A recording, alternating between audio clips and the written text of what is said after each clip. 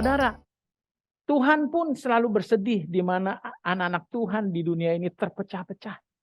Ada gereja A, gereja B, gereja C, dan D, dan sebagainya. Karena oleh perbedaan. Karena oleh keinginan, keangkuhan diri merasa lebih benar satu dengan yang lain.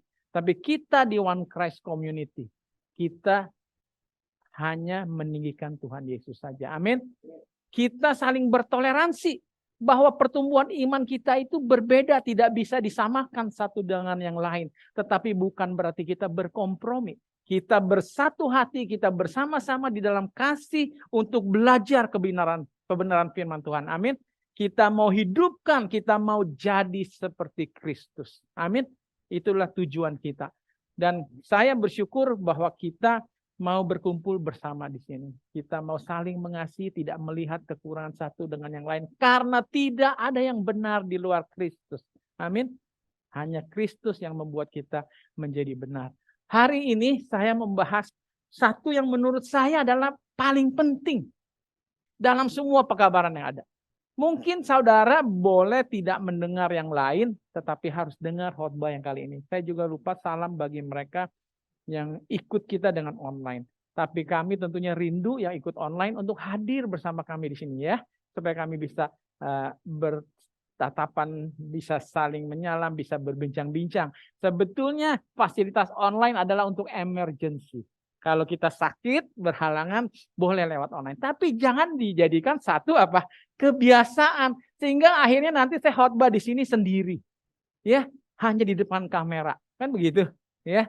Jadi kita bersyukur kita bisa ketemu, kita bisa bercengkrama, berbagi kasih, saling semakin mendekatkan diri. Karena kita tidak bisa sendiri. Ya, pergumulan dalam hidup kita ini besar tantangannya. Makanya Tuhan berikan saudara-saudara seiman, anggota keluarga. Tujuannya apa? Supaya kita saling menguatkan, betul? Supaya kita bisa bertahan di dalam Tuhan.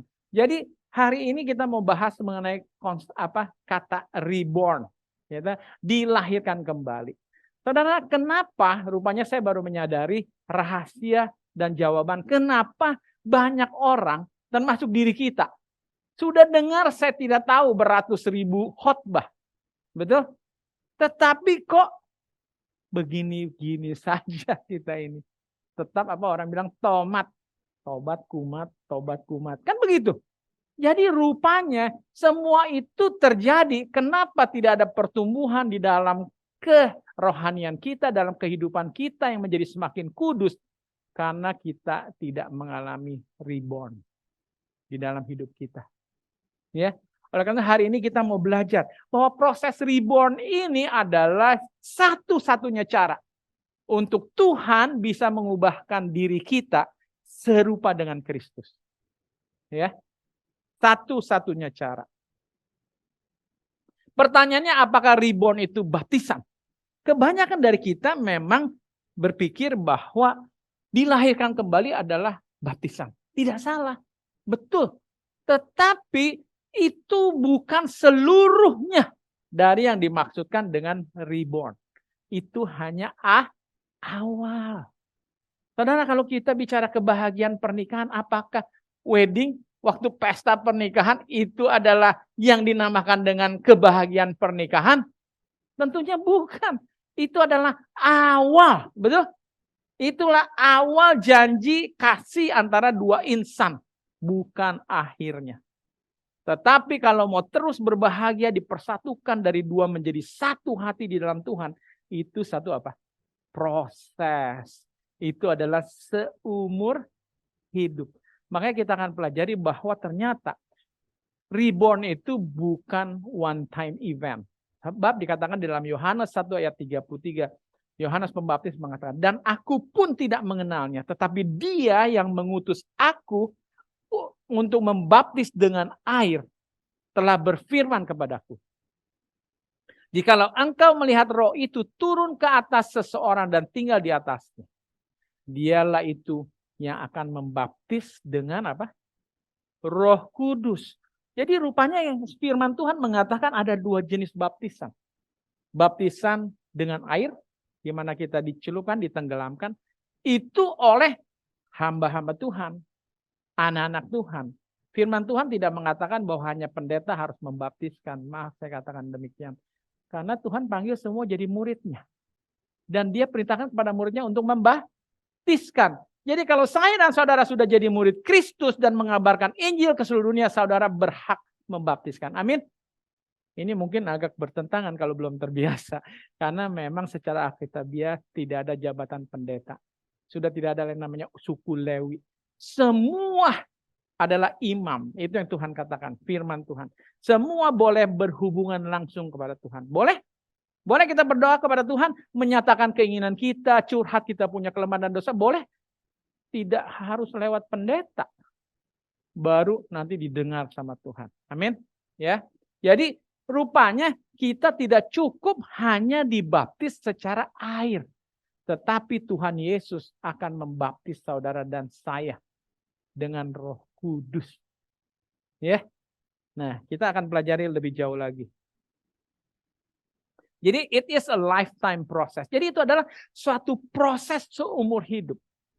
Tapi sayangnya kita manusia cenderung mempunyai kelemahan selalu peduli hanya awal. Pernikahan anak muda fokusnya ke awal. Jadi gimana bikin pesta yang super romantis, yang megah, mewah. Dia fokusnya di situ. Setelah lewat itu pesta, selesai, bubar, ya kan? Nggak lagi fokus gitu. Bagaimana membumbui, bagaimana mempertahankan, bagaimana meningkatkan pernikahan itu. Semua orang begitu, hanya lihat awalnya. Biasanya begitu. Itulah kelemahan kita. Termasuk di dalam kita menerima Tuhan dalam hidup kita. Kita cuma lihat awalnya, yang penting dibaptis, setelah baptis selesai. Ya. People focus only destination and or goal, not the journey or the process. Dan juga manusia itu cenderung fokus hanya mau kepada ujungnya, hasilnya. Siapa di sini yang nggak mau kaya? Mau. Tapi kalau dibilang, waduh, untuk jadi orang kaya mesti banyak berkorban ya, siap mental ya, betul nggak? Harus tekun ya, harus tahan banting ya, harus rajin ya, harus setia lah, jujur dan segala. Oh nggak jadi deh, begitu. Oh saya mau punya tubuh yang ideal. Mau dong saya mau sehat. Tapi gimana ya? Mesti pantang makan. Nggak boleh. Harus rajin olahraga. Aduh males, mager. Nggak mau kan? Itulah kita. Nah, termasuk siapa di sini yang tidak mau sama seperti Kristus? Siapa yang tidak mau hidup kudus? Semua bilang mau. Tapi prosesnya kita tidak mau lalui. Kita maunya segalanya instan. Itulah. Ya. Dunia ini sudah maunya serba instan, kebiasaan kita. Mama mau susu, dia tinggal buka susu, jadi susu instan. Semuanya dibikin instan, bahkan Indomie, ya kan? Mie instan, ya kan? Semua serba instan, jadi kebiasaan. Kita merasa segala sesuatu itu instan. Terlebih kita orang tua seringkali salah didik sama anak kita. Tahu? Anak minta apa? Langsung instan dikasih. Kita tidak ajarkan. Nah, ada prosesnya, nak. Sampai ini bisa sampai di tanganmu. Itu kadang-kadang orang tua juga salah didik. Sehingga anak-anak pun akhirnya berharap waktu mau kerja. Maunya instan langsung jadi bos. Nah, instan mau jadi direktur. Mati langsung Pak Agung nggak diterima. Bapak mau jadi apa kerja sini? Saya mau mereplace Bapak. Langsung kaget. Nah, bubar-bubar nggak usah. Ya kan? Kita tuh maunya instan. Nah, jadi di sini yang kita mesti pelajari bahwa mau diubahkan menjadi serupa dengan Kristus atau menjadi sempurna atau menjadi lebih baik dalam segala apapun itu membutuhkan apa? Proses. Tidak bisa semua satu hari langsung terjadi, ya. Jadi yang berikutnya kita pelajari adalah it is not physical. Jadi kita bicara reborn ini bukan secara fisik karena Nikodemus mengatakan bagaimana orang sudah segede gini? Ya, bagaimana kita mau masuk lagi ke dalam rahim ibu, lalu dilahirkan, ibunya bisa bilang, ampun, jangan. Betul kan? Kebesaran kita itu udah nggak mungkin. Jadi itu not about physical. Jadi kalau kita lihat ini orang agak kerdil, itu nggak masalah. Itu pertumbuhan fisik. Betul ya? Tapi pada waktu kita reborn, kita tidak bicara masalah pertumbuhan fisik. Berarti orang yang cacat sekalipun bisa mengalami reborn, dilahirkan kembali di dalam Tuhan, ya. Jadi banyak orang yang mungkin fisiknya hebat, Ganteng, mungkin kaya, terhormat, tapi belum tentu dia mengalami reborn. Saudara kalau lihat di gambar, maksudnya apa? Ini ada suami istri, lagi ada di depan cermin, tetapi yang dia lihat cuma diri sendiri, istrinya nggak kelihatan. Maksudnya apa? Banyak orang walaupun sudah terhormat, pintar, dewasa, yang ada selfishness, yang ada egois. Suami kita cuma lihat dirinya. Jadi kalau ada mau senang, dia cuma buat senang dirinya. Masa bodoh kalau istrinya terluka atau anak-anaknya kecewa. Yang penting kan aku happy. Kan begitu. Ini bahaya kalau orang yang belum reborn, dia akan selalu self-oriented. Makanya saya bilang, orang jangan menikah deh kalau belum bisa dewasa. Melihat kepentingan bersama. Betul? Wah repot. Kalau Pak Agung menikah terus dilihatnya diri sendiri tuh. Bu Ida, mana Bu? Saya punya makan. Mana? Ambilin kaos kaki, sepatu. Dia nggak pikirin balik kepada istrinya. Masa bodoh katanya. Saya kan lagi repot, lagi urus anak, lagi nyuci baju. Nggak penting. Pokoknya cepat ambilin baju. Wah repot. Makanya lebih bagus kalau kita punya anak seperti itu, jangan diburu-buru nikahi ya. Kadang-kadang orang tua suka kebelet, pengen punya cucu, suka ngomong, ayo nikah. Takut uang. Oh, bapak kaya, ayo bapak kasih, mau perlu berapa rumah, ayo. Bukan begitu intinya, betul kan? Kesiapan kita dalam melakukan hubungan adalah perlu reborn, kedewasaan. Ya, makanya dikatakan kita harus mati. Jadi kalau mau reborn, lahir kembali, berarti sebenarnya ada proses kematian. Tapi kematian bukan secara fisik. Karena di dalam 1 Korintus 19 ayat 31, tidak di dalam terjemahan bahasa Indonesia. Di dalam Alkitab bahasa Inggris, Rasul Paulus mengatakan, I die daily. Saya mati setiap hari. Bukankah itu proses kesempurnaan? Kalau seseorang atlet berlatih, makin hebat, dia selalu timbul yang baru. Yang misalkan nih kalau atlet misalkan karate atau mungkin kemarin belum bisa nendang. Sekarang sudah bisa nendang. Kemarin nendangnya 1 kaki, sekarang 2 kaki sekaligus bisa nendang. Misalkan gitu kan ya. Kalau kemarin cuma bisa nendang 2 kaki doang, sekarang bisa menyerang 2 kaki dan 2 tangan sekaligus, misalnya begitu. Jadi ada peningkatan selalu dari hari ke hari. Makanya saya pernah ingat nasihat dari guru saya, dia bilang kita harus lebih baik setiap hari. We have to be better than yesterday. Kalau saudara mau sempurna. Ya. Begitu juga kalau orang angkat beban.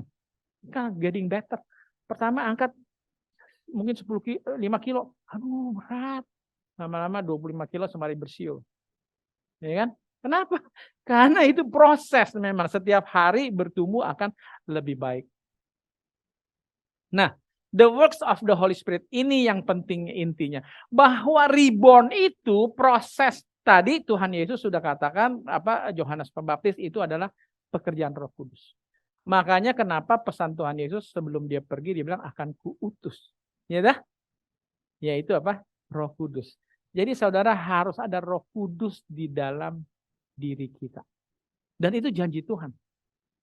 Minta apapun mungkin tunggu waktu. Tapi kalau saudara minta Roh Kudus instan, Tuhan akan kasih.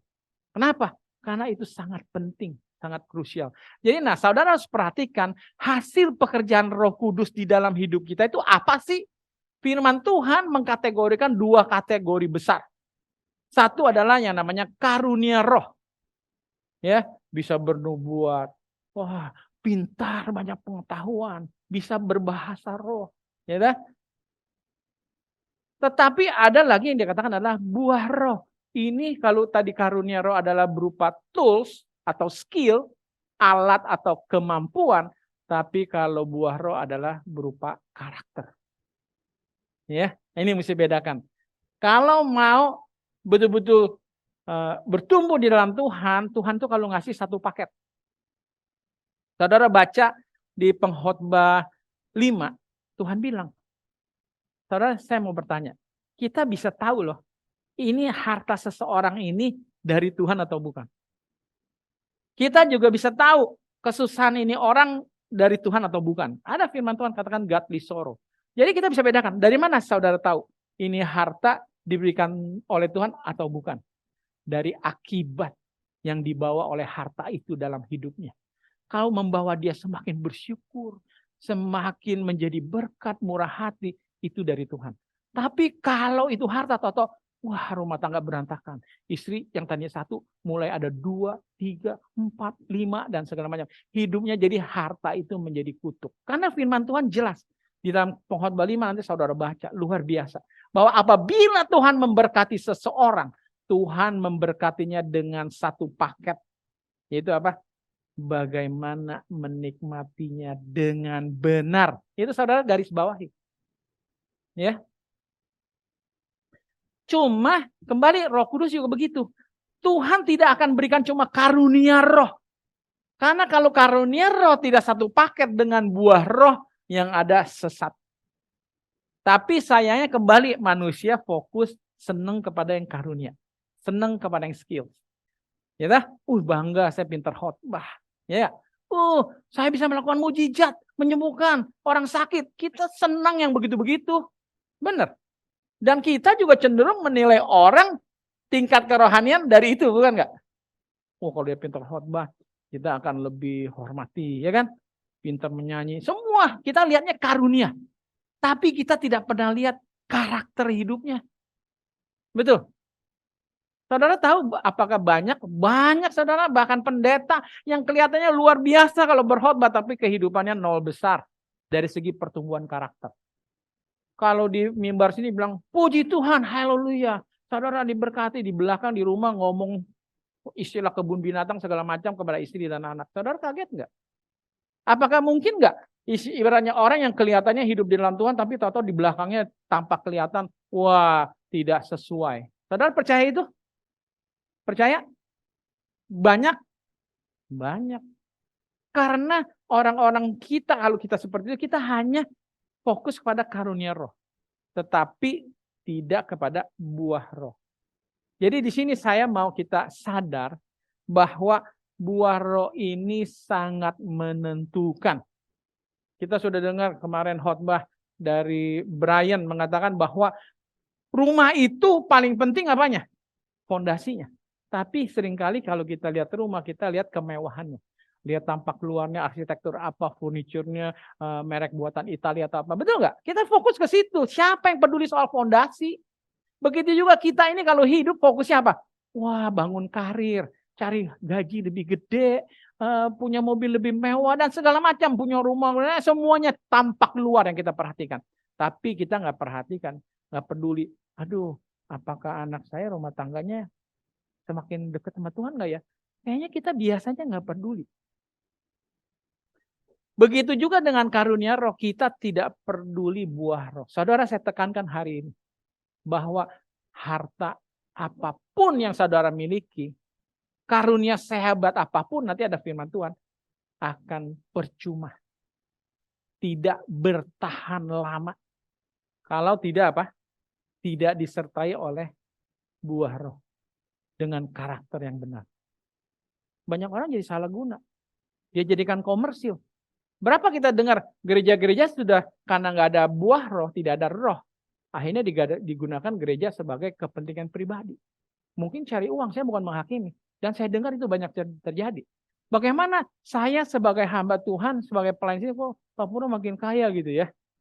Untung kita di OCC kita tidak pungut persembahan, kita tidak pungut perpuluhan. Karena berkat dari Tuhan langsung kepada saya.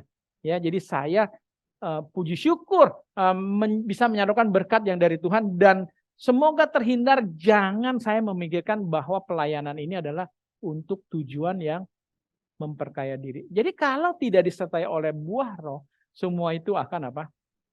Akan percuma. Jadi coba kita pelajari ya. Pertama adalah bicara karunia roh. Dalam bahasa Inggris dikatakan spiritual gift. Dan satu prinsip yang saudara mesti tahu, karunia roh itu tidak seragam.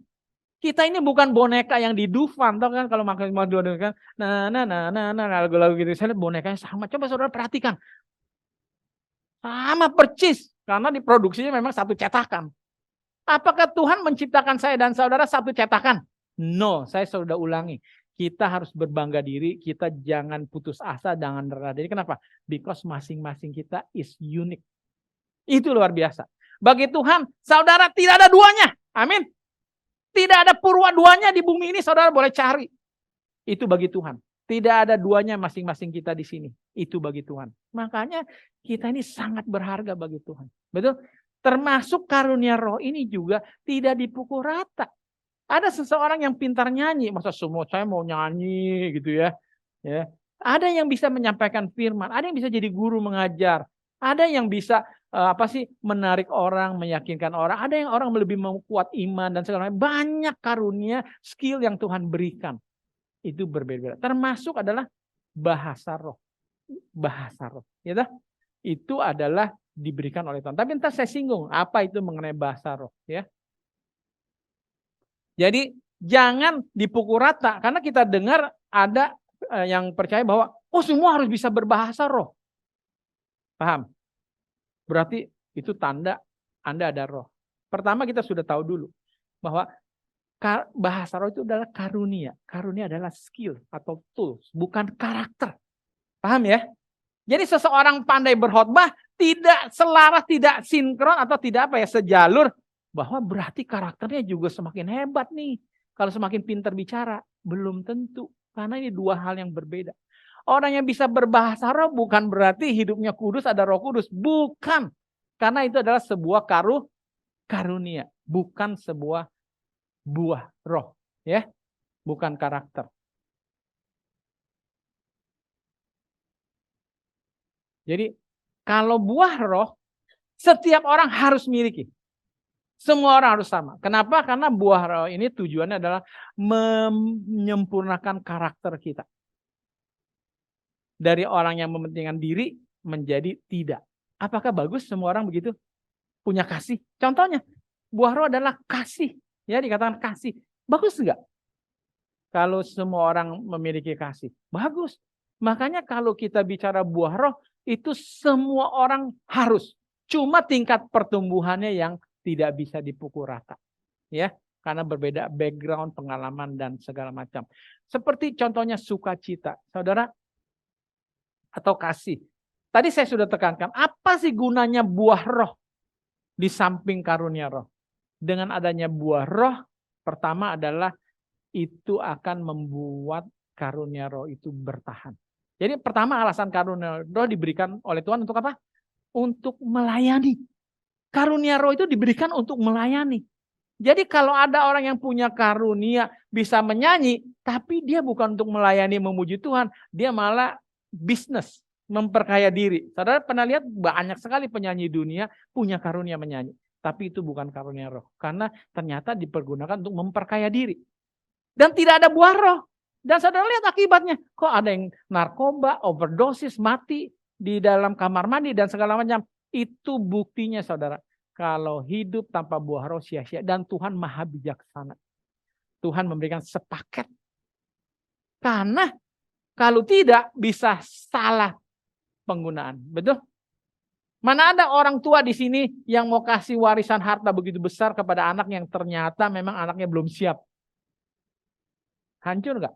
Itu lihat anak yang hilang. Semua tahu saya rasa di Alkitab. Sebetulnya belum waktunya. Cuma anaknya memaksa. Orang tuanya kasih juga. Akibatnya jadi racun kan.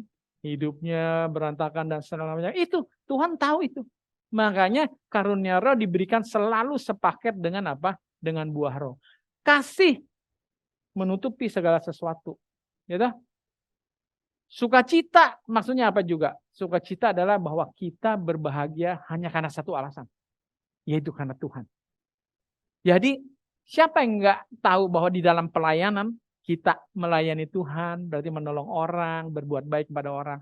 Itu seringkali mendapat sambutan yang tidak setimpal. Malah balik. Air susu dibalas air tuba. Itu sering nggak dengar begitu? Wah, saya udah tolong dia. Gini, dia malah gosipin saya. Nggak tahu berterima kasih. Gini. Kalau tidak ada buah roh, tidak ada sukacita dalam diri saudara, tidak akan bertahan. Akhirnya saudara bilang gini, udah mulai besok saya nggak peduli lagi. Dia mati-matilah situ. Saya nggak mau tahu. Kan begitu akhirnya.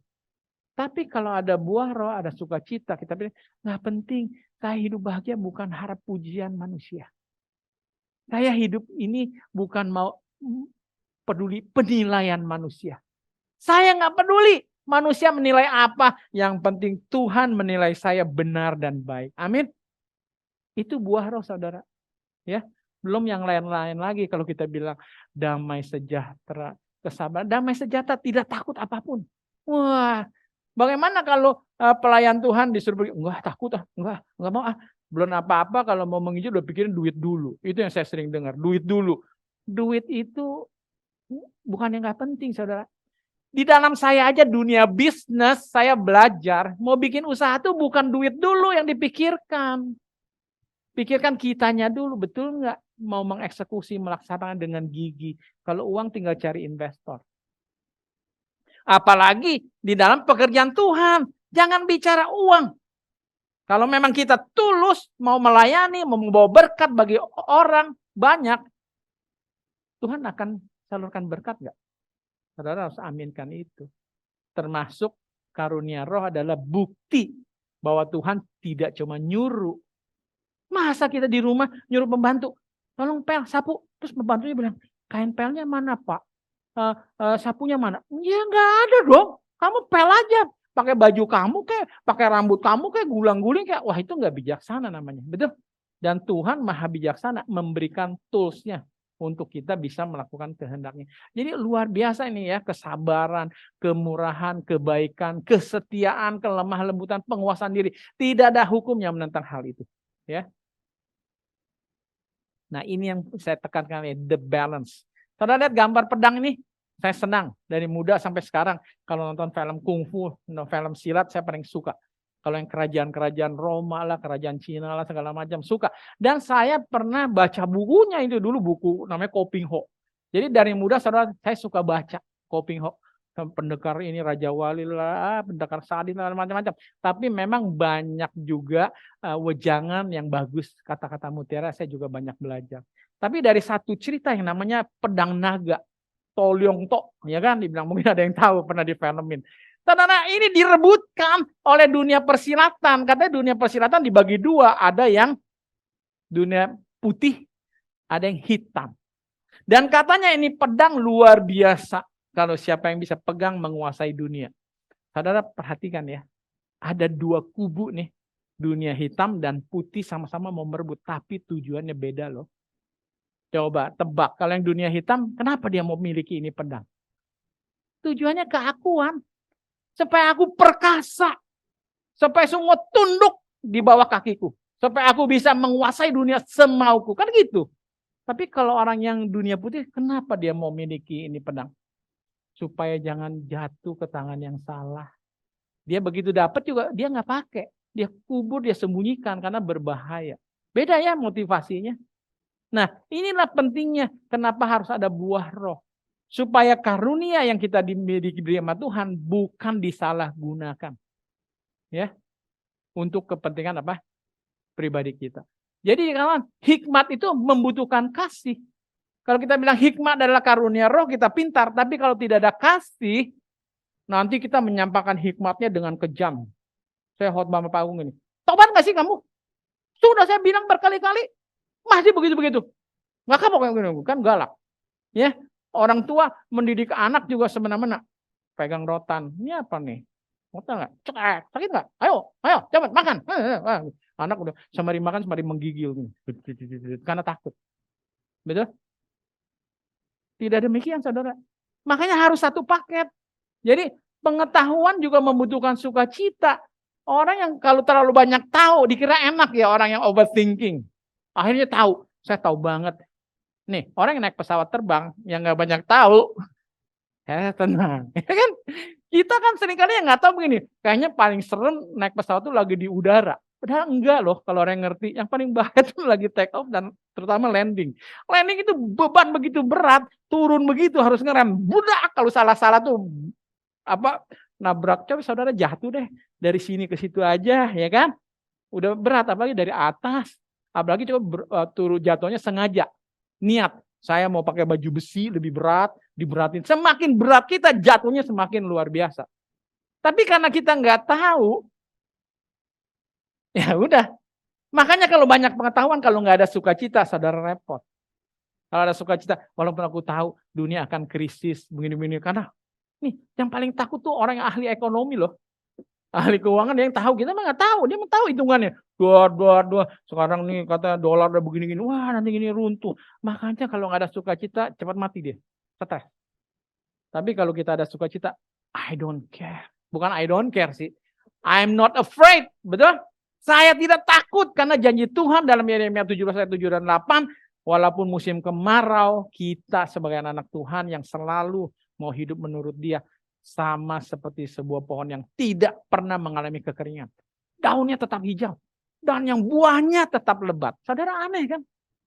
Betul? Jadi mungkin kalau saya mau teruskan lagi, kita takutnya entar nggak cukup waktu banyak, tapi saudara perhatikan bahwa penting karunia dan buah roh itu apa?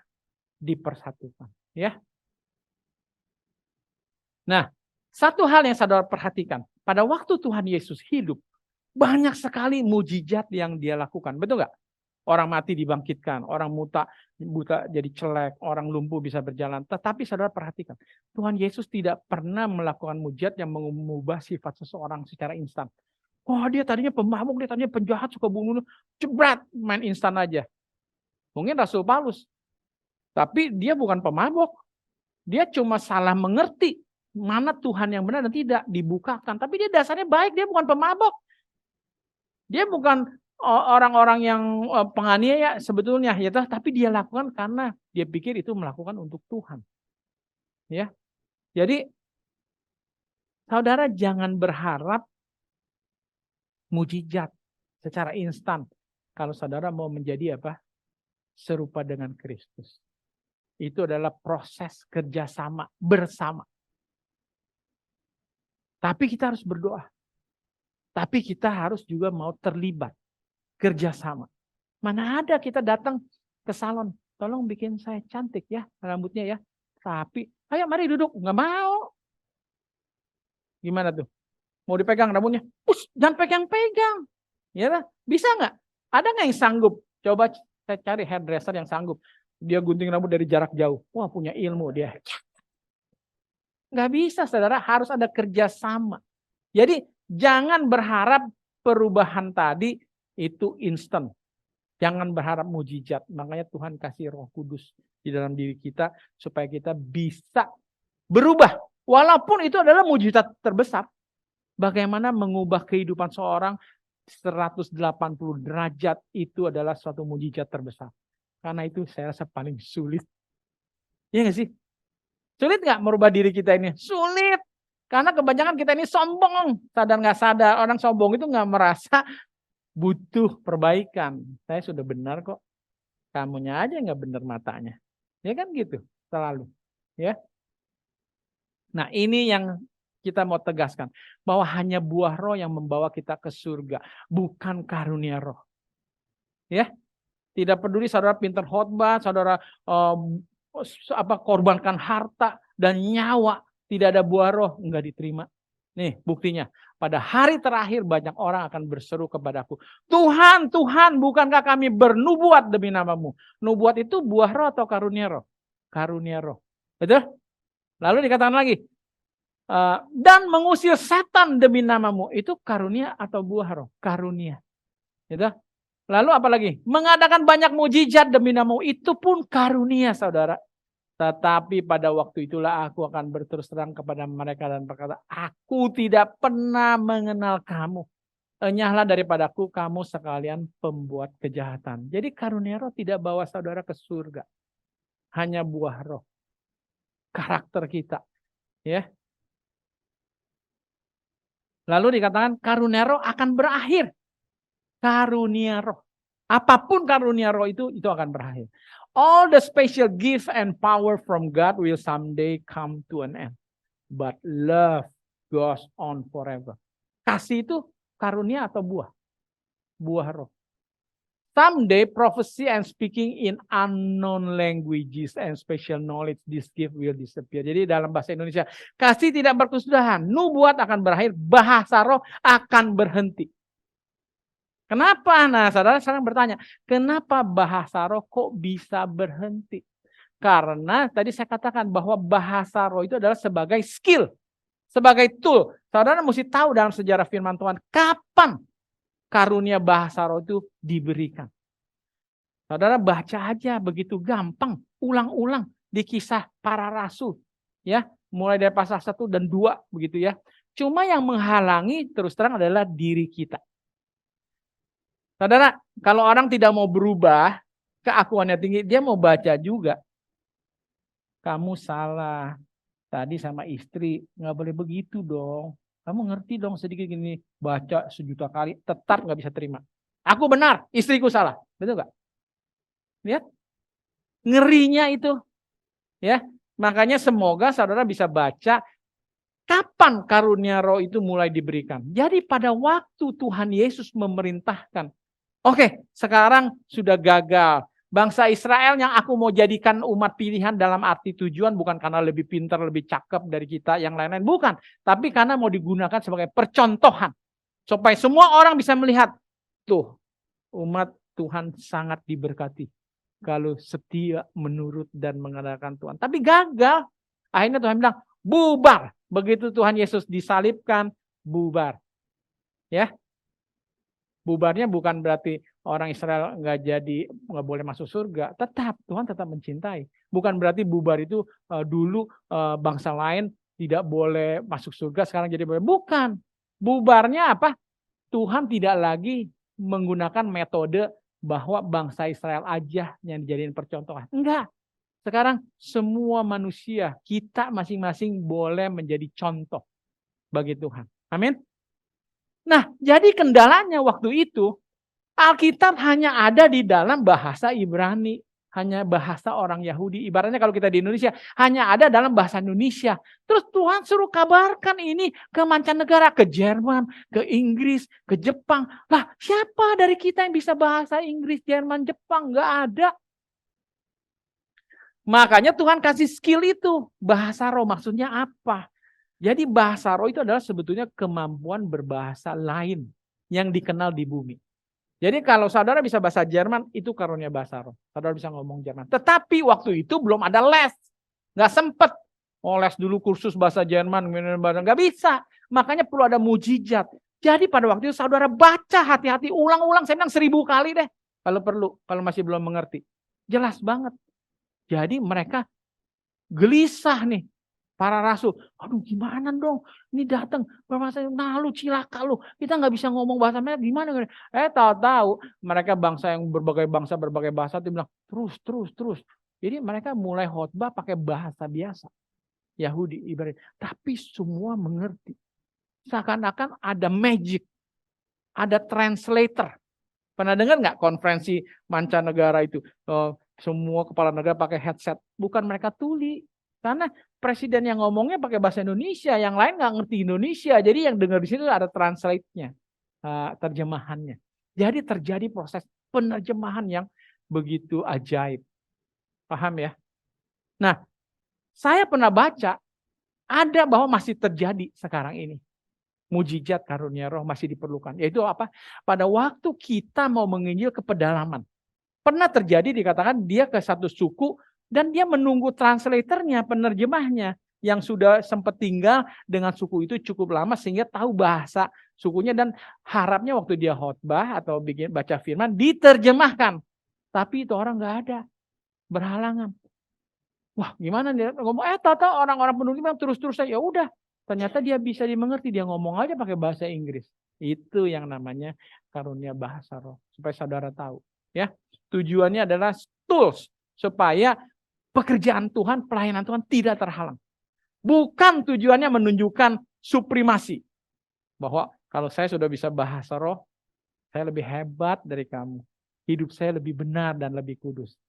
Ini Alkitab loh yang katakan itu bukan buah roh. Makanya saudara jangan kaget. Kok kelihatannya bahasa rohnya lebih keren loh dari saya? Oh, hidupnya lebih kacau ya. Kenapa? Karena memang karunia roh berbeda dengan buah roh. Ya. Tapi yang namanya buah roh akan kekal untuk selamanya. Jadi saudara dikatakan kasih yang terpenting. Karena dikatakan sekalipun aku dapat berkata-kata dengan semua bahasa manusia. Walaupun kita punya karunia bahasanya luar biasa. Saya menguasai 20 bahasa. Ya, dan bahasa malaikat. Tetapi jika aku tidak mempunyai kasih. Aku sama dengan gong yang berkumandang dan canang yang gemerincing. Sekalipun aku mempunyai karunia untuk bernubuat dan aku mengetahui segala rahasia dan memiliki seluruh pengetahuan. Dan sekalipun aku memiliki iman yang sempurna. Ini bicara semua karunia roh, saudara. Walaupun saya mempunyai karunia roh lengkap dari A sampai Z. Tapi tidak berbuah di dalam roh. Tuhan bilang apa? Memindahkan, makanya iman yang sempurna juga itu kan salah satu karunia, memindahkan. Tetapi jika aku tidak mempunyai kasih, aku sama sekali tidak berguna. Dan sekalipun aku membagi-bagikan segala sesuatu yang ada padaku, bahkan menyerahkan tubuhku untuk dibakar, tetapi jika aku tidak mempunyai kasih, sedikit pun tidak ada faedahnya bagiku. Jadi bagi Tuhan itu penting. Motivasinya apa? Apa di baliknya tujuan saudara? Mau memegahkan diri, menguntungkan diri, atau mau memuliakan Tuhan. Jadi segala sesuatu dibilang nggak penting. Kalau saya dalam bahasa mewakili para istri, mungkin bilang gini, para wanita. Nggak penting mas, engkau kasih aku sangkar yang mewah. Nggak penting mas, engkau kasih aku kereta kuda yang mewah. Nggak penting mas, engkau kasih aku dayang-dayang makanan segala macam. Tapi kalau engkau tidak mengasihi aku, semuanya hambar. Amin nggak? Amin nggak para wanita ibu? Kalau nggak amin berarti perlu ke dokter. Karena berarti materai. Betul nggak? Jadi bagi wanita semua yang penting apa? Kasih. Amin. Coba para wanita betul nggak? Yang penting kasih. Nggak apa-apa Pak Agung. Kalau memang nggak bisa bawa pulang uang banyak nggak apa-apa. Buat apa bawa uang banyak tapi berlaku kasar sama saya, KDRT dan segala macam. Tidak ada gunanya. Betul? Tuhan sudah ajarkan. Yang penting apa? Kasih. Ya. Apa itu kasih? Nah, nanti saudara baca ini juga bisa satu khotbah sendiri kalau kita mau bahas. Kasih itu sabar dan segala macam, saya sudah singgung sebelumnya. Dan luar biasa saudara, memang kasih itu menutupi segala sesuatu, bisa menerima segala sesuatu. Saudara, seseorang saya lihat ya, betul-betul ada seorang istri walaupun udah suami nggak tanggung jawab, nggak cari uang, terus udah suaminya juga KDRT dan segala macamnya, masih aja dia menyayangi suaminya. Masih dia menghormati suaminya, masih mau melayani, bikin makan dan semuanya. Kalau saya jadi istrinya, oh nggak mau. Ya dah, betul nggak? Tapi itu karena kasih. Kasih itu menutupi. Bagaimana ada orang tua walaupun anak sudah durhaka sebagaimanapun, dia tetap mencintainya. Itu karena apa sih? Karena kasih, saudara. Jadi luar biasa Tuhan ini. Karena ayat terpendek juga di dalam Alkitab bilang God is love. Udah tidak ada yang lebih dari sempurna. Kalau dikatakan God is love. Mau nggak? Saya mau. Purwa is love. Ya kan? Jangan cuma dibilang istri saya bilang, oh saya dokter cinta. Nggak peduli, nggak ada guna kan. Saya cuma jadi dokternya. Tapi saya nggak miliki cintanya. Buat apa? Betul nggak? Ya, jadi memang kasih itu adalah yang terpenting. Nah, we have to live by the Spirit. Saya sediakan beberapa ayat supaya kita menguatkan kita aja. Dia bilang apa? For if you live according to the flesh, you will die. But if by the Spirit you put to death the deeds of the body, you will live. Jadi saudara sudah jelas, mau hidup sampai hidup kekal, saudara harus hidup di dalam roh.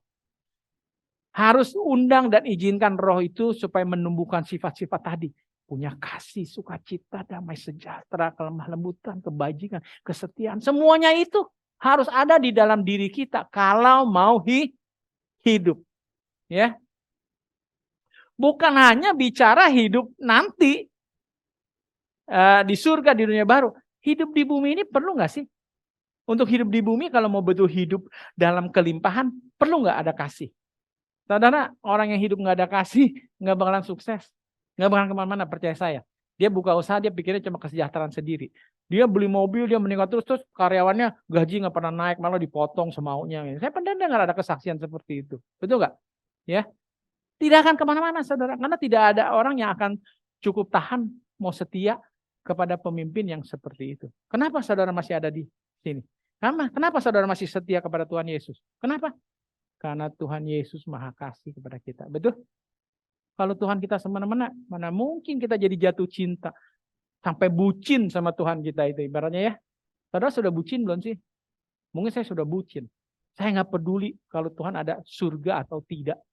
Kemanapun Tuhan bawa saya ikut. Asal ada Tuhan di sana. Amin. Jadi jangan kita sama Tuhan gini. Kemana dulu Tuhan? Ke situ ada AC nggak? Enggak ada Tuhan pergi sendiri aja. Gitu kan. Kalau betul kita cinta sama Tuhan, nggak peduli dimanapun kita berada, Tuhan ajak, saya mau ikut. Amin. Jadi it is the spirit who gives life. Yaitu dalam dikatakan, the flesh profits nothing. Oke. Jadi the words that I speak to you are spirit and they are life. Apa? For as the body without the spirit is dead, and faith without work is dead also. Seringkali ayat ini kita cuma ingat satu sisi. Iman tanpa perbuatan, mati dan omong kosong. Tapi awalnya kita skip. Yang penting juga dibilang, apa? Tubuh tanpa roh. Maksudnya tanpa roh kudus. Itu sama aja mati. Kita ini anak-anak Tuhan sebenarnya sudah mati. Walaupun secara fisik lagi hidup, tapi sudah mati sebetulnya. Kenapa? Sudah tidak ada roh kudus. Tidak ada pertumbuhan, tidak ada perubahan. Kita datang berbakti ke gereja bukan untuk saya mau mengasihi sesama saya mau saling menguatkan. Enggak. Makanya dia pikir, buat apa saya ke gereja? Di rumah aja sama. Itu orang yang belum memiliki kasih. Saya buat apa ngadakan pelayanan ini? Oh, kalau ini saya baca Alkitab aja sendiri, belajar, udah selamat sendiri, selesai. Betul nggak? Makanya kalau kita ada buah roh, kita kasih, kita peduli kepada sesama. Kita datang ke gereja bukan mau ada entertainment. Paham? Kadang-kadang sekarang hati-hati. Nggak seru musiknya. Saudara mungkin bagi yang baru hadir nggak terbiasa lihat kita full band. Saudara, semua itu ada batasnya. Ya, bukan berarti kita tidak boleh menggunakan alat musik yang Tuhan sudah ciptakan. Saya juga sekarang sudah berubah. Dulu saya mungkin ya ikut tradisi dari gereja gimana. Saya mau lagunya senang, mau apa saya gini aja. Marilah bersuka cita. Suka cita nggak sih sebetulnya? Apa cuma di bibir? Kan begitu.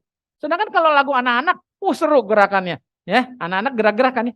Oh, jadi cuma anak-anak yang boleh bergerak. Kita sudah dewasa nggak boleh gerak.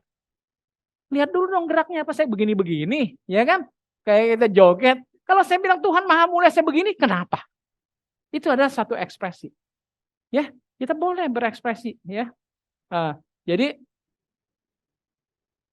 hidup tanpa Roh Kudus akan mati. Betul. Jadi hidup itu betul-betul nggak fungsional sebetulnya. Karena begini, hidup itu fungsional bukan karena bisa melakukan satu dan lain hal. Tapi hidup itu fungsional kalau bisa menjadi berkat bagi orang lain. Amin nggak saudara? Bagi Tuhan begitu. Suami kalau nggak jadi berkat buat istri, suaminya mati. Istri pun demikian. Orang tua pun demikian. Anak pun demikian. Makanya harus ada buah roh. Bahwa Tuhan mau kita hidup itu apa? To love. To love is apa sih? To love is to give. Ingat saudara. To love itu seperti Tuhan Yesus. Hanya taunya memberi. Kalau saya betul love istri saya, setiap hari yang saya pikirkan adalah, saya mau bikin apa buat dia supaya senang ya, supaya dia bahagia. Aduh saya mau kasih dia ini ya, saya mau beli itu. Saudara pernah jatuh cinta. Ayo, siapa yang gak pernah jatuh cinta? Joshua pasti pernah ya, bahkan udah mau menikah kan. Ya, coba kalau waktu jatuh cinta, saudara lihat wanita nih, cowok, saya mau tanya, lihat wanita. Asik, besok dia gosokin baju aku. Oke, asik besok dia masak. Masa ada cinta begitu sih? Langsung mengharap gitu. Nanti saya di lainnya nggak ada kali. Cinta mah yang benar. Aduh, saya mau bikin dia bahagia, ya nggak? Saya mau peluk dia, saya mau mengenal dia lebih jauh. Sayangnya cinta tidak bertahan lama. Itulah karena tidak hidup di dalam roh.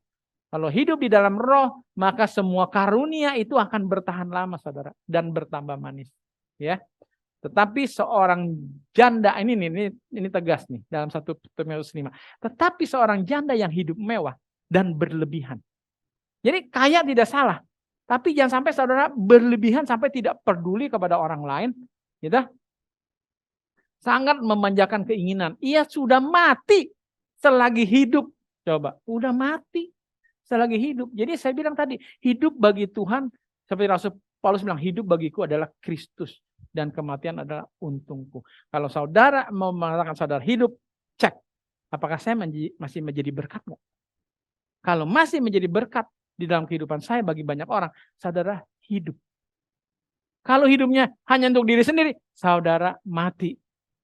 Betul? Ya. Jadi, peringatkanlah hal ini juga kepada janda-janda itu agar mereka hidup dengan tidak bercela. Jadi we must be transformed. Kapan kita harus diubahkan? Dikatakan the character of the redeemed will not be transformed when they get to heaven. Jadi jangan saudara berharap, wah Kata Tuhan nanti kalau udah Tuhan Yesus datang kedua kali, kalau saya pincang saya jadi enggak lagi. Buta saya jadi melek. Betul.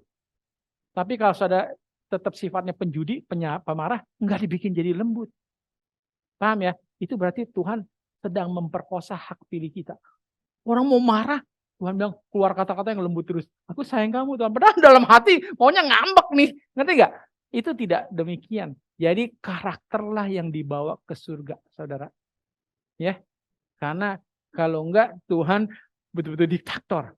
Pokoknya Ibu Eli sekarang saya rubah kamu. Kamu tadinya suka begini-begini, jadi enggak bisa. Jadi kalau karakter harus kita yang diubahkan. Ya, saya enggak mau masuk surga. Kalau di surga masih ada orang suka ribut, suka iri, gosip. Wah, udah enggak nikmat. Betul enggak? Baru saya jalanin, diomongin. Wah, kalau di surga di dunia baru masih ada orang-orang seperti itu, saya rasa dosa cepat timbul lagi. Malah dosa masih ada di dalam dirinya ya. Jadi saudara perhatikan, mau tidak mau kita akui, kalau kita tidak mau diubahkan dalam karakter kita, saudara tidak menuju kepada kerajaan surga. Life is a God-given opportunity. Ya, jadi hidup kita adalah satu kesempatan yang Tuhan berikan untuk mengembangkan karakter kekristenan kita dengan tentunya grace Dia ya, dengan rahmat Dia, anugerah Dia, karena tidak bisa kita melakukannya seorang diri. Tapi puji syukur Tuhan katakan it's possible. Ya. Jadi for the Lord say to his children, be holy because I'm holy. Itu di dalam firman Tuhan. Hendaklah engkau sempurna seperti Bapamu di surga. Christ, Jesus has and will help us. Jadi Christ did not come to save us in sin, but from sin. The Lord give us not just forgiveness of sin, but also victory over it. Jadi maksudnya apa? Tuhan sudah mengampuni. Selalu dibilang jangan berbuat dosa lagi. Jadi jangan saudara berharap kepada Tuhan cuma berharap pengampunannya. Tapi maunya buat salah terus. Berarti kita sedang memanipulasi Tuhan. Ya, Tuhan akan ampuni. Saudara boleh gitu terus. Mau 1.000.000 kali Tuhan akan ampuni. Saya suka katakan begini. Saudara kalau saya tanya, kalau setan bertobat, Lucifer, Tuhan ampuni nggak? Detik ini. Tuhan ampuni. Tapi baru malam kita diskusi ya, luar biasa. Kenapa Tuhan mau memberikan dirinya disalib dan segala macam? Itu karena kasih, saudara, buah roh. Kalau nggak karena kasih, nggak bakalan. Karena kasihnya sama saya dan saudara. Seharusnya kalau menurut saya, setan melihat itu, yang tadinya dia menuduh Tuhan kita itu adalah Tuhan diktator, mau menang sendiri, memberikan hukum, semua sengaja dipersulit supaya kita jatuh dan bersalah. Cari-cari salah. Mestinya begitu lihat bagaimana Tuhan yang mau meninggalkan keilahiannya jadi sama seperti manusia, menderita, manusia dia bertobat nggak? Saya rasa kita yang jahat aja. Kalau lihat yang kita sebel, nggak suka, dia mengalah, dia merendah, dia minta ampun, hati kita bisa tersentuh. Saya rasa yang jelas setan tidak tersentuh. Malah dia berpikir ini kesempatan terbesar untuk saya membinasakan Tuhan saya ini. Betul? Karena itu bukan sandiwara kan kita tahu. Itu pertaruhan. Tuhan Yesus tidak sedang bersandiwara. Dia sakit pura-pura sakit kayak main drama. Itu betul-betul saudara. Penghinaan yang luar biasa. Semakin saudara tinggi jabatannya semakin sulit sebetulnya dihina. Tapi Tuhan luar biasa. Tuhan kita tidak bisa dibandingkan dengan kita. Tapi bisa tahan melalui semua itu. Dan yang bertanya lagi saya gini. Kok setan tidak bertobat? Ngeri ya. Makanya firman Tuhan mengatakan gini, selagi ada yang dikatakan hari ini, kalau Roh Kudus menyentuh hati saudara hari ini, jangan keraskan hati. Karena mungkin besok sudah terlambat. Ngeri saudara kalau ada orang, kita ngomong apapun, panggil ahli bagaimanapun, orang bijaksana bagaimanapun, tidak bisa dengar. Tidak bisa berubah. Itu Lucifer. Buktinya tidak bertobat. Tapi saya tahu kasih Tuhan saya. Kalau Lucifer mau mengakui kesalahan dan dosanya. Dan kembali, Tuhan akan lupakan. Betul nggak? Ada batas nggak sih? Oh nggak bisa. Kalau Lucifer saya nggak bisa lupakan. Udah kebangetan dia. Sebab udah lebih lama. Udah berapa tahun dari sejak beribu-ribu tahun. Sejak dari kerajaan surga. Kalau Pak Agung masih oke lah. Baru 60 tahun, 50 tahun kan gitu. Tapi tidak demikian. Kasih Tuhan sungguh tiada batas. Saudara harus yakini itu. Ya.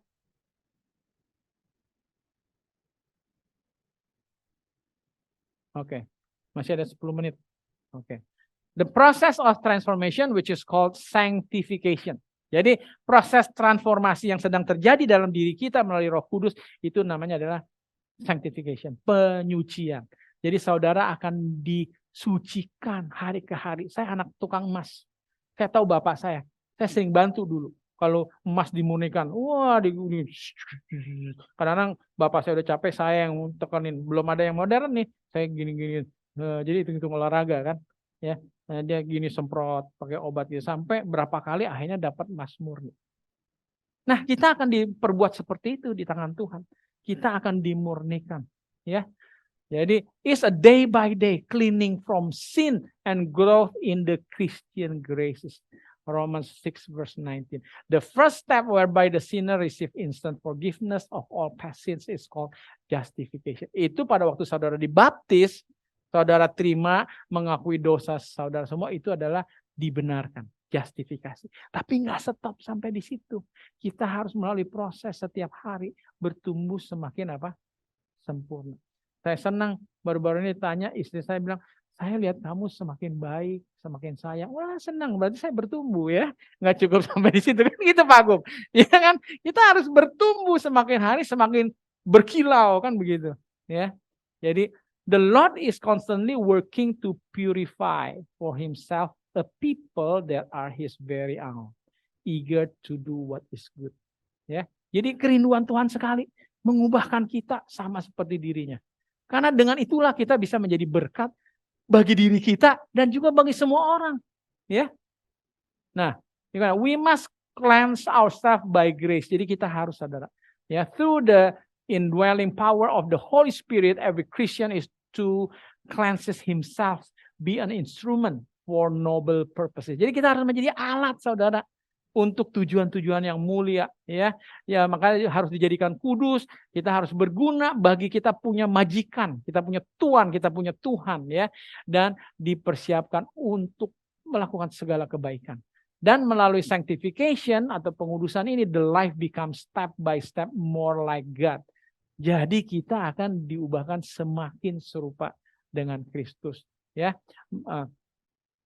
Admonishes the believers to even perfect their character by God's grace. Let us purify ourselves from everything that contaminates body and spirit, perfecting holiness out of reverence for God. Ya. Lalu, how can Christian achieve holiness?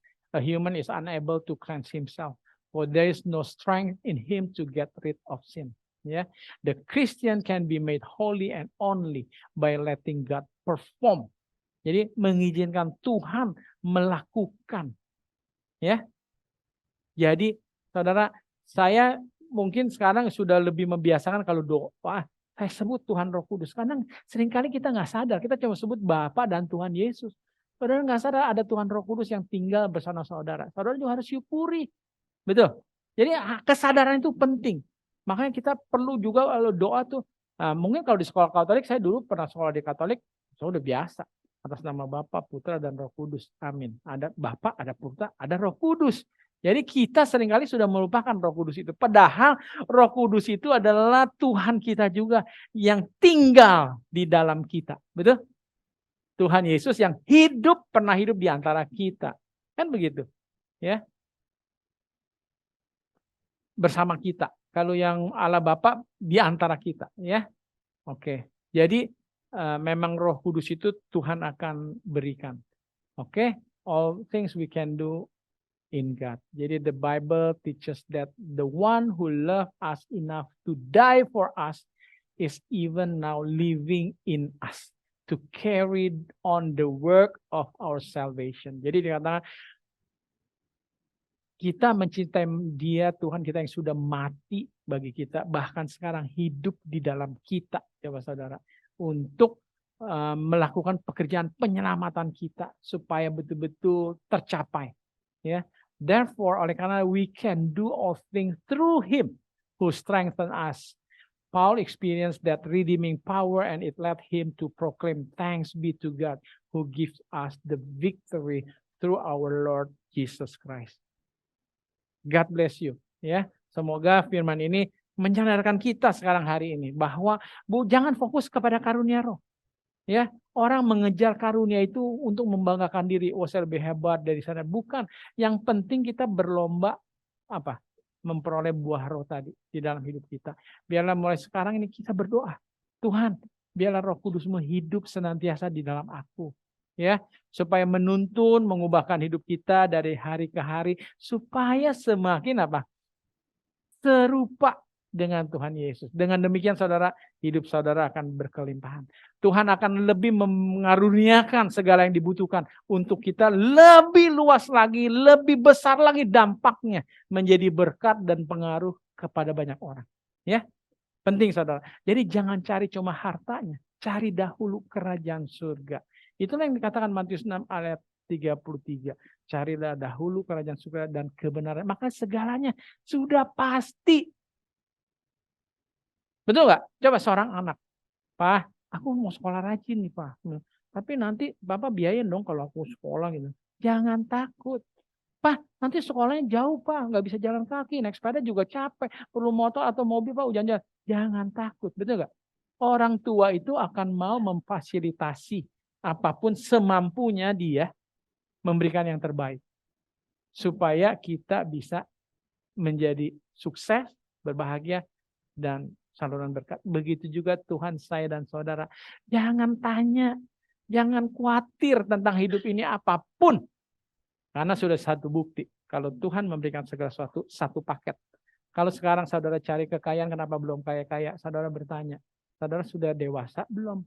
Sudah cukup dewasa belum untuk dipercayakan kekayaan? Kalau belum, saudara jangan mimpi. Karena Tuhan tidak pernah mau mencelakakan hidup saudara. Betul? Daripada nanti bukan jadi berkat, jadi kutuk, lebih baik kamu begini aja. Karena dengan begini kamu masih rajin berdoa, masih rendah hati, masih mencari aku, masih tidak sombong kepada saudara, kepada istri, suami, dan lain-lain. Ya, jadi tetap berharap. Jadi yang paling penting adalah utamakan Tuhan. Hidup yang benar dalam Tuhan, segalanya jangan dipikirkan. Tuhan pasti akan memberkati dan memperlengkapi masing-masing kita. Semoga dengan hidupnya buah roh di dalam kita komunitas, betul-betul saya mau dengar dari luar berkata, saudara ada surga loh di BSD. Ya kan? Luar biasa kan? Di mana tuh? Wah, ini pokoknya pergi ke The Breeze, nanti ada satu gedung GOP nomor 9 di lantai sana, di situ seperti surga saudara. Kenapa?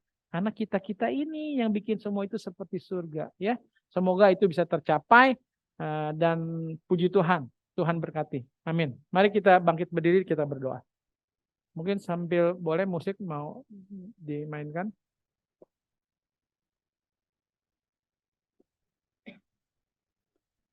Mari kita tunduk kepala dan berdoa. Ya Bapak, kembali kami anak-anak-Mu datang mengucap syukur. Karena betapa baiknya Engkau Bapak. Engkau adalah Bapa yang bukan hanya mengasihi kami, tapi Engkau adalah Bapa yang bertanggung jawab, yang peduli kepada setiap kami. Bapak, kami sudah belajar dari firman-Mu betapa Engkau merindukan masing-masing kami diubahkan untuk menjadi serupa dengan Engkau. Bukan untuk kepentingan-Mu secara pribadi Bapak, tapi untuk kebaikan kami.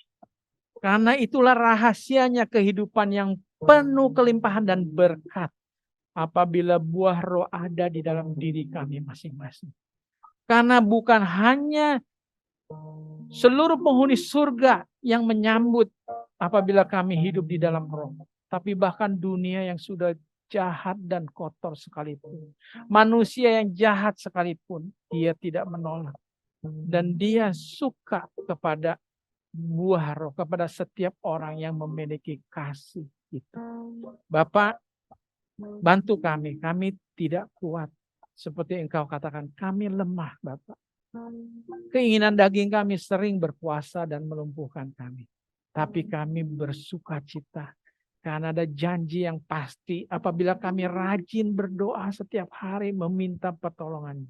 Maka kami akan melihat satu keajaiban yang luar biasa. Yang dulu merupakan dosa dan kebiasaan dan kelemahan kami. sekarang tidak lagi. Yang dulu kami sukai, sekarang tidak lagi Bapa. Kami sudah bersatu di dalam segala keinginan kami bersama-mu. Engkaulah yang boleh hidup di dalam masing-masing kami ya Bapa. Tolong kami Bapa. Biarlah kita semua yang hadir di sini boleh mengangkat tangan kita secara pribadi. Biarlah Tuhan melihat betapa kita rindu untuk boleh disucikan. Bapak, Engkau melihat tangan kami yang kami angkat. Kami rindu Bapak untuk tidak begini saja hidup dari hari ke hari. Kami mau tiba di tujuan pada waktu Tuhan Yesus datang yang kedua kali. Kami boleh dikenal secara pribadi oleh Engkau. Kami rindu bibirmu menyebut nama kami masing-masing untuk hadir hidup bersamamu untuk selamanya.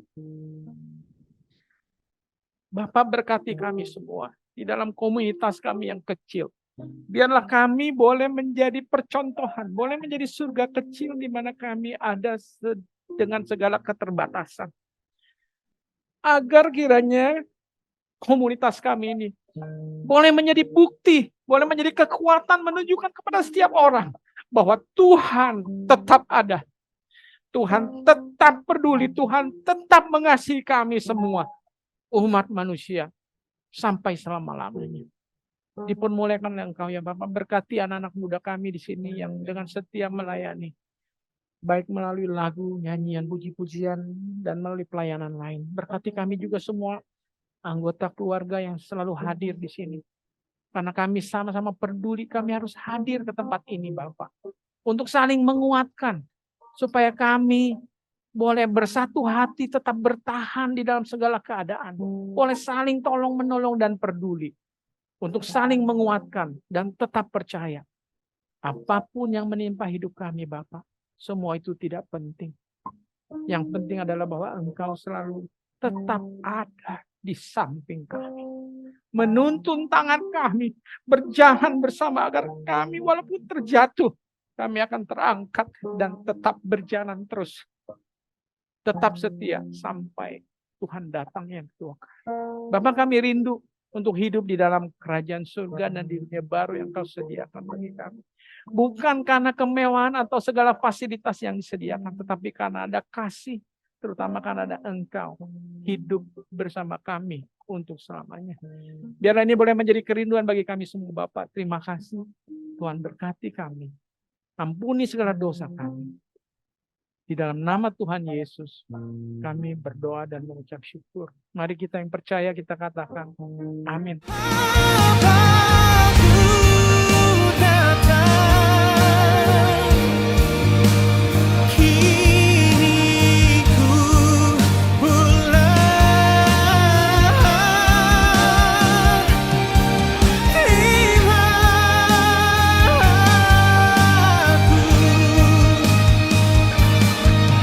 Terima